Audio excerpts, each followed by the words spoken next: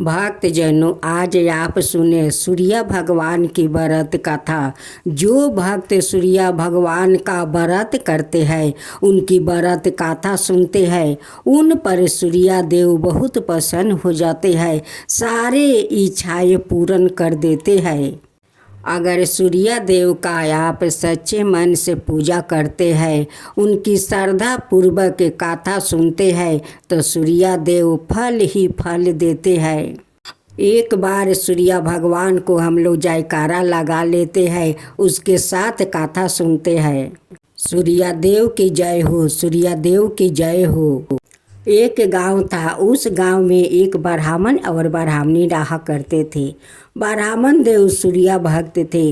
वो सुबह उठकर स्नान करने के बाद सूर्य भगवान को बड़े श्रद्धा भक्ति से लोटे में फूल रूली अक्षत देकर सूर्य भगवान को अर्घ देता था। लेकिन ब्राह्मण देव कोई काम नहीं करते थे। ब्राह्मणी रोज ब्राह्मण देव को कहती कि आप बाहर क्यों नहीं जाते हैं, जाकर कुछ काम तो कर लीजिए, कम से कम हम लोग का पेट तो भर सके।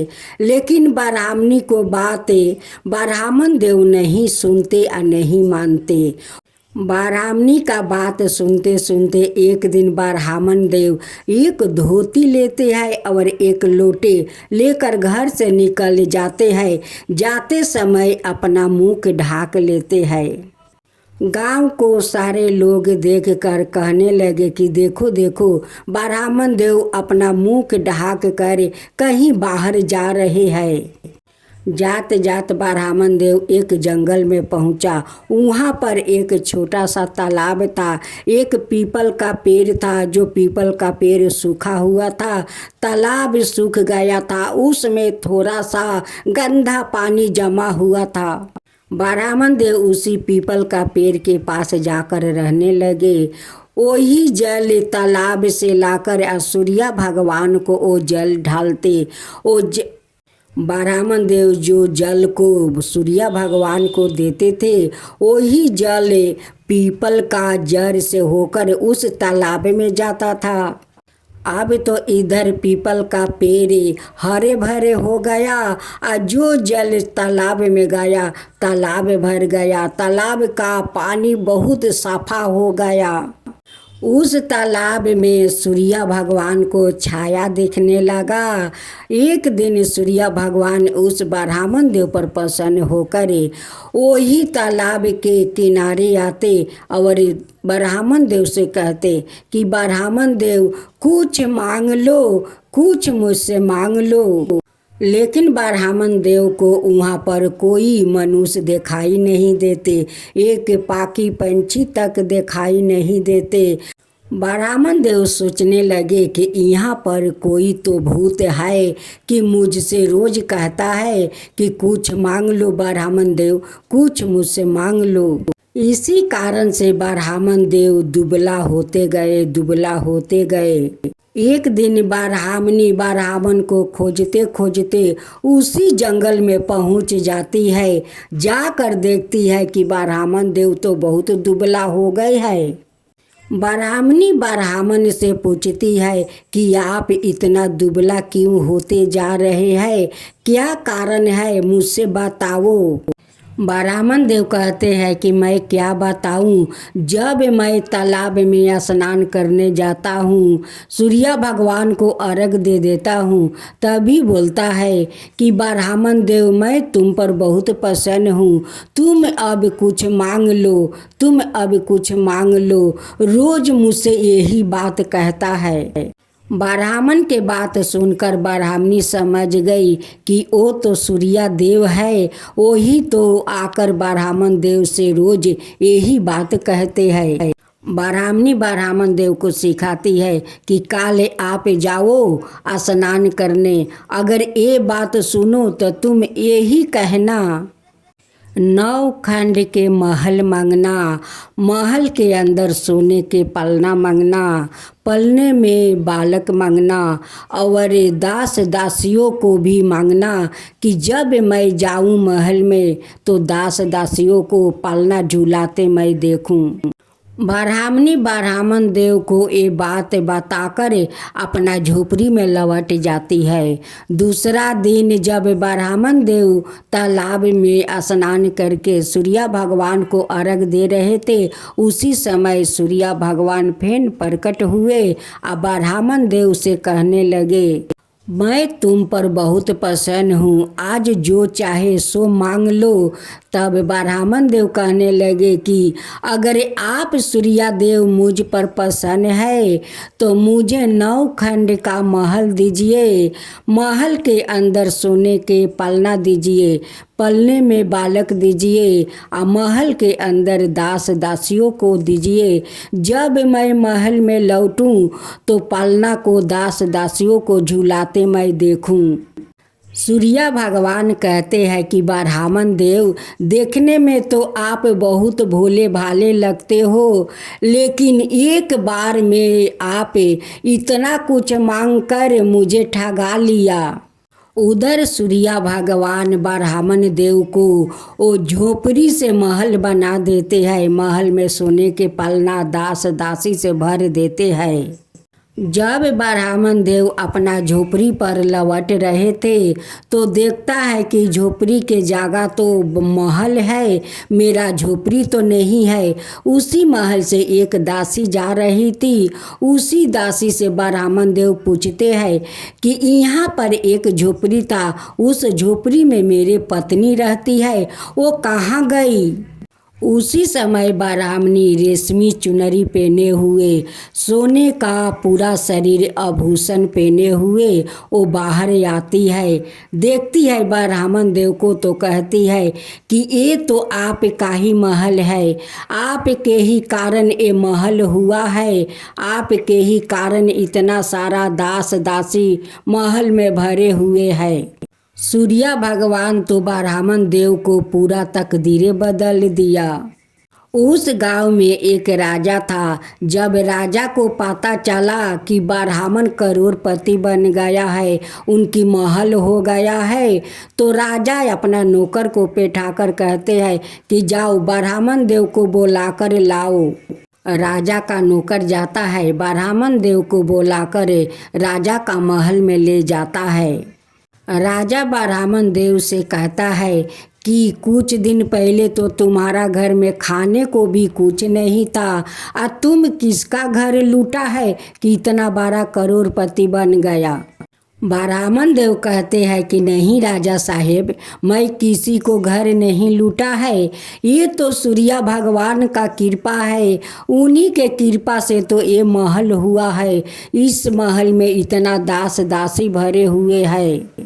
राजा साहब कहते हैं कि ब्राह्मण देव, अगर ऐसा बात है तो मुझे भी बताइए, मेरा भी कोई संतान नहीं है, मेरा धन महल तो सब कुछ है लेकिन संतान नहीं है, मुझे भी बताइए। सूर्य भगवान को व्रत कथा विधि मैं भी करूं कि मुझे भी संतान हो जाए।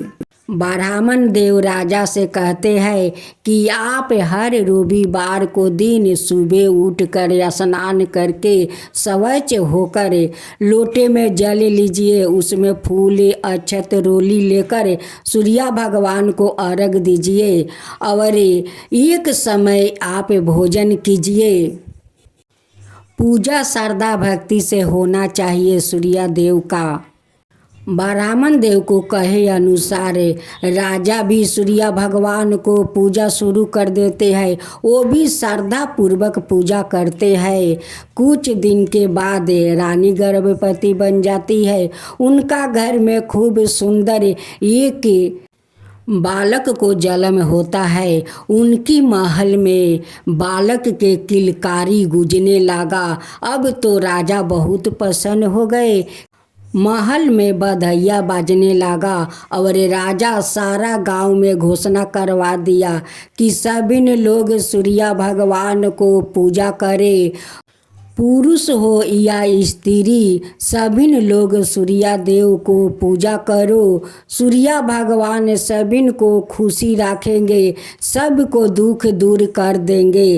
अब तो सारे गांव वालों सूर्य भगवान को पूजा करने लगे, उनकी कथा सुनने लगे।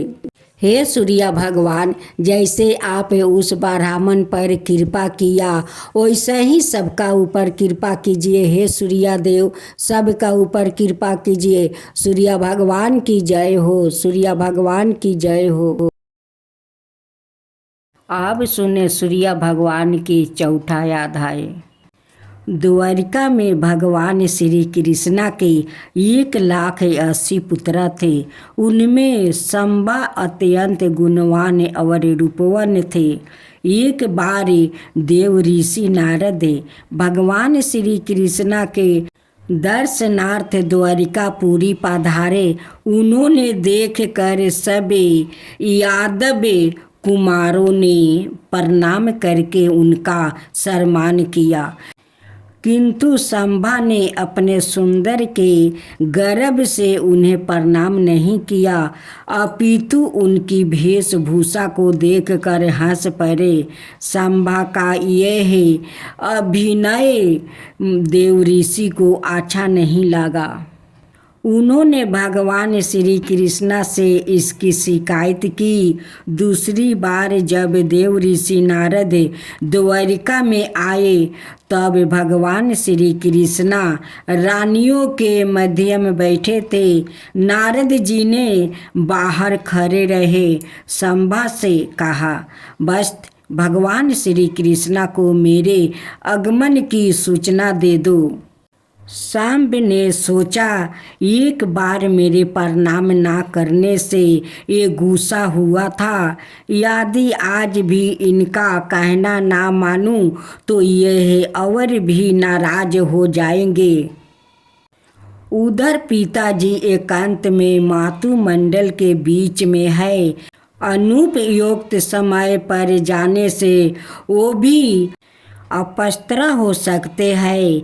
क्या करूं, जाऊं या ना जाऊं? मुनि के क्रोध से पिताजी का क्रोध कहीं अच्छा है। यह सोचकर वो अंतपुर में चले गए और भगवान श्री कृष्णा को दूसरे ही प्रणाम करके नारद के आगमन की सूचना उन्हें दे दिया। सांब के पीछे पीछे नारद जी भी वहां चले गए। नारद जी ने रानियों के मन की विकृति तराकर भगवान से कहा, शंभ के अतुल्य सुंदरता से मोहित होने के कारण उनमें चंचलता आ गई है। यद्यपि सांब सभी माताओं को अपनी माँ जाम्बवती के दृष्टि से ही देखते थे, तथापि दुर्भाग्यवश भगवान श्री कृष्णा ने उन्हें कुष्ठ रोग से आक्रांत होने का श्राप दे दिया। इस घृणित रोग के भय से शंभ कांप गए और भगवान श्री कृष्णा से प्रार्थना करने लगे। भगवान श्री कृष्णा ने पुत्र को निर्दोष जानकर दुख दाव बस प्राप्ति इस रोग से मुक्ति के लिए काशी जाकर सूर्य की आराधना करने का आदेश दिया। शंभ ने काशी में पहुंचकर भगवान सूर्य की आराधना की और एक कुंड बनवाया। भगवान सूर्य के आशीर्वाद से शंभ शीघ्र ही कुष्ठ मुक्ति हो गए। जो पुरुष रविवार को शंभ कुंड में स्नान करके शंभ द्वितीया की पूजा करता है वो रोग से पीड़ित नहीं होता। इनका मंदिर काशी के सूर्य कुंड मोहल्ले में कुंड के तट पर है। अब चौथा अध्याय। एक समय अत्याचारी दुर्योधन द्वारा छल पूर्वक पांडवों का सब कुछ हरण कर लिया गया। महाबलशाली पांचों पांडवों द्रौपदी सहित वन वन भटकने के लिए बाधाए हो गए। अपने पति के इस दारुण क्लेश से द्रौपदी को बहुत कष्ट हुआ। उसने भूख प्यास के महान कष्ट से मुक्ति के लिए काशी में भगवान सूर्य की मनोयोग पूर्वक आराधना की। दूरपति के आराधना से प्रसन्न होकर भगवान अंशुमली प्रकट हुए और उससे इच्छा अनुसार वर मांगने के लिए कहा।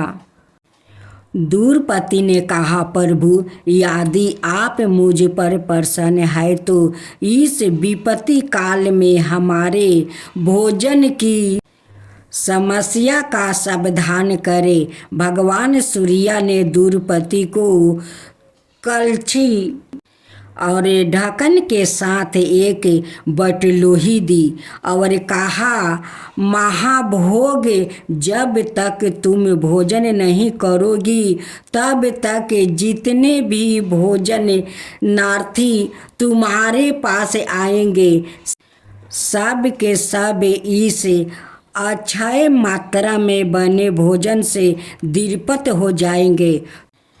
तुम्हारे भोजन कर लेने के बाद यह खाली हो जाएगा। तुम्हारी आराधना से प्रसन्न होकर मैं एक वर तुम्हें और देता हूँ। जो मनुष्य काशी में विश्वनाथ जी के दक्षिण भाग में स्थिति मुझे दूरपति द्वितीय की आराधना और दर्शन करेंगे, उनकी भूख पीड़ा नष्ट हो जाएगी। उन्हें संपूर्ण जीवन में कभी भी अन्न की कमी नहीं होगी। दुष्ट दुर्योधन को जब भगवान सूर्य द्वारा दूरपति को प्राप्ति अक्षय पात्रा की बात गाता हुई तो उसने पांडवों को कष्ट देने का एक नया उपाय सोचा। एक दिन उसने अपने यहाँ पधारे दुर्वासा ऋषि की भक्ति पूर्वक नाना उपचारों से सेवा की। दुर्वासा जी ने प्रसन्न होकर उसे वर मांगने के लिए कहा। दुर्योधन ने कहा, प्रभु, मुझे कुछ नहीं चाहिए। यदि आप मुझ पर प्रसन्न है तो जैसे आपने मुझे सेवा का अवसर दिया है वैसे ही पांडवों को भी दे। लेकिन आप वहाँ भोजन करने के लिए तब जाइए जब दूरपति भोजन कर चुकी होगी। दुर्वासा ने एम सूत कहकर उसकी मिनती स्वीकार कर ली। वो एक दिन पांडवों के पास गया और कहा कि अभी मैं स्नान करके आता हूँ। आज अपने 10,000 ऋषियों के साथ मैं तुम्हारे यहाँ भोजन करूँगा। पांडवों के साथ दूरपति चिंता में पड़ गई क्योंकि वो भोजन कर चुकी थी। इस संकट से मुक्ति के लिए उसने सूर्य रूप भगवान श्री कृष्णा से प्रार्थना की। भगवान श्री कृष्णा ने समय पर पहुंचकर और पात्रा में बाचा हुआ साग का एक पाता खाकर त्रिलोक को तृप्त कर दिया और दुर्वासा के कोप से पांडवों की रक्षा की।